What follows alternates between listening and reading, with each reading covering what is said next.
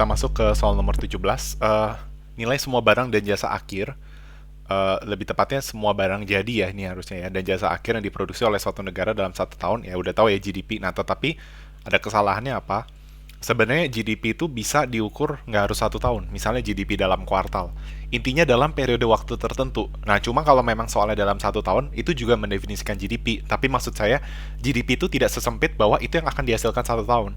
Karena kalau kalian misalnya melihat gimana sih cara kita melihat suatu negara itu resesi apa enggak, lihatnya ekonominya dari sistem per kuartal gitu kan. Apakah dari kuartal sekian ke kuartal sekian itu perekonomian mengalami penurunan apa enggak, lalu di kuartal selanjutnya turun lagi enggak. Nah, kalau iya, ada indikasi resesi nggak tuh? Seperti itu ya. Itu alasan kenapa sebenarnya PDB bisa per kuartal atau bisa dilihat per semester. Ya biasanya PDB itu seringnya ya kuartal, semester sama tahun ya. Tahun ini yang sering buat report ya. Kita membandingkan tahun sekian sama tahun sekian. Kalau kuartal buat kondisi ekonomi, semester ya buat analisis juga mirip kayak kuartal ya. Bisa dibandingkan semester 1 dengan semester 2. Ya misalnya kayak pandemi Covid, kalau misalnya pertengahan tahun selesai, nah mungkin bisa kita bandingkan ya. Atau bukan selesai mungkin Covid ya, mungkin udah mulai mereda. Nah, itu bisa kita bandingkan ya.